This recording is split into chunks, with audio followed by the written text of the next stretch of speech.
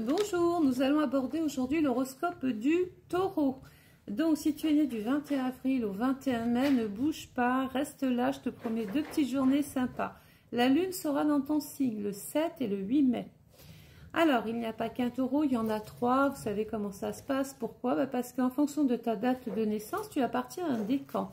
Et à chaque décan, on attribue une planète qui te dissocie forcément d'un autre taureau. Donc, les personnes qui sont nées du 21 avril au 30 avril, ta planète, c'est Mercure. Donc, on retrouve bien souvent des taureaux qui réfléchissent, qui cogitent et qui ont une espèce de fibre comme ça pour le commerce. Ce sont de bons orateurs.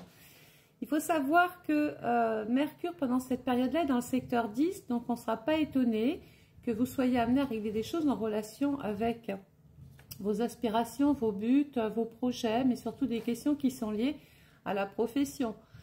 Pourquoi pas, parce que vous aimez cela, vous aimez apprendre, pourquoi pas ne pas se former, faire passer un concours, faire une formation, en tout cas peaufiner ses connaissances. Les personnes qui sont nées du 1er mai au 10 mai, votre planète, votre luminaire, c'est la Lune. Donc vous retrouvez forcément votre sécurité auprès de vos proches, auprès de votre famille. C'est une priorité pour vous. La Lune nous met en relation avec la société, avec le public, avec les enfants. Et pendant cette période, la Lune est conjoint Jupiter. Il peut y avoir effectivement du mouvement par rapport à votre façon de vous investir dans le monde du travail. Les personnes qui sont nées du 11 mai au 21 mai, donc ceux-là, attention, c'est des sérieux, c'est Chronos, hein, Saturne, le dieu du temps. Donc ceux-là sont très rigoureux, très sérieux, très déterminés, vont au bout, ils lâchent rien. Ils aiment prendre leur temps parce que ils ne prennent jamais de décision comme ça rapide. Donc Saturne, pendant cette période-là, est en secteur 8. Attention, parce que Saturne, c'est la souffrance. Dans la maison 8, ça peut être psychologique.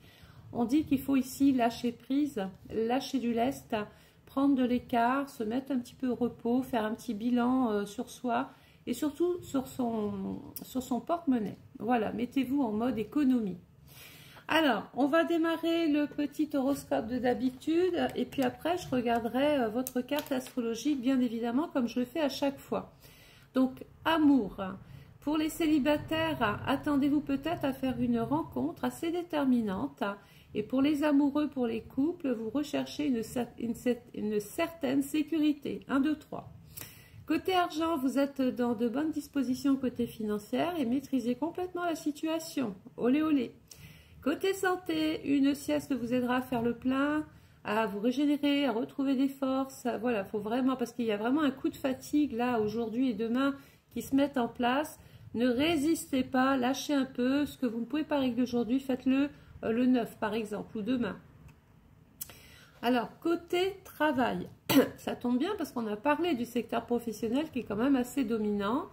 Vous avez du mal à maintenir votre concentration, surtout le 3e décan. Commencez par prioriser vos tâches. Voilà, mettez de l'ordre dans ce que vous devez faire en numéro 1, numéro 2, numéro 3. Prenez votre temps. Côté famille, alors, vous êtes plein d'imagination, surtout le 1er décan. Et surtout, si vous avez des enfants, vous n'hésiterez pas à faire des jeux avec eux, des sorties, les occuper ou discuter simplement de questions autour des enfants.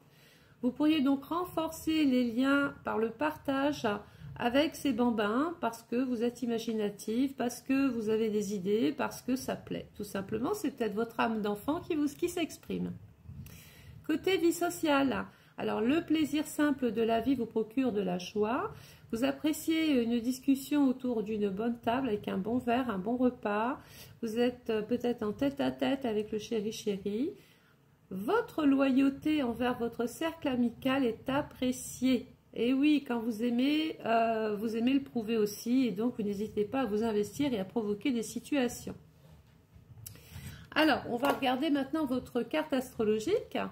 Vous allez démarrer le 7 et le 8 mai avec l'ascendant Lion. Donc, on l'a dit, ça peut faire partie des priorités. L'amour est important. Les projets qui sont liés à l'amour sont importants.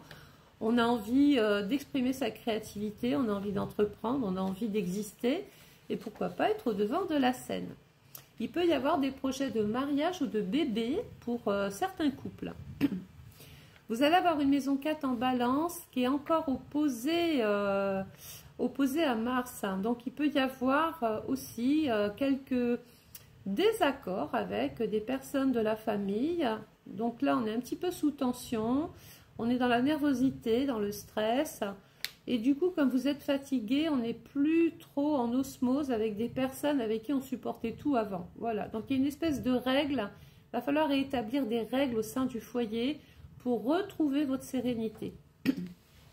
Vous allez avoir une maison 7 en Verseau et là, il y a Pluton. Donc attention, grande remise en question dans le cercle amical ou dans les gens simplement que vous côtoyez. Vous ne voulez plus souffrir à cause des autres. Voilà, et il est courant avec Pluton de faire du ménage dans ses relations amicales. Mais c'est pour donner la place à d'autres qui vont rentrer dans votre vie. Vous allez avoir une maison 10 en Bélier, donc on parlait tout à l'heure d'entreprendre, de créer, de se lancer, d'aller vers la nouveauté, de tenter des choses pour exister peut-être autrement. Et on n'est pas étonné de voir des taureaux monter en grade, avoir une promotion, se lancer un défi, lancer pourquoi pas une entreprise, en tout cas atteindre un poste qui vous mettra en valeur. Voilà, donc j'espère que ce petit horoscope vous aura plu. Alors je vais quand même donner une information capitale pour les taureaux qui sont nés du 1er mai au 10 mai. Il faut savoir que Jupiter c'est la planète de la chance, de l'opulence, tout ce qu'elle touche, elle le fait fructifier. Elle apporte du volume à ce qu'elle touche. Et ça tombe bien parce que Jupiter est en plein sur le taureau du 2e décan, conjoint Uranus, donc il va vous tomber quelque chose d'assez exceptionnel sur le nez. Ça peut toucher pas mal de domaines, hein. Ça, il n'y a qu'à travers une étude astrale générale et personnalisée qu'on le verrait. D'ailleurs, n'hésitez pas à commander maintenant votre étude astrale 2025, c'est possible.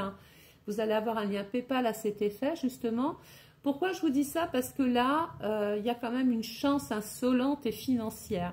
Donc, vous allez faire fructifier des avoirs. C'est peut-être le moment de remporter un procès, d'acheter, de vendre, de faire fructifier ce qui peut l'être.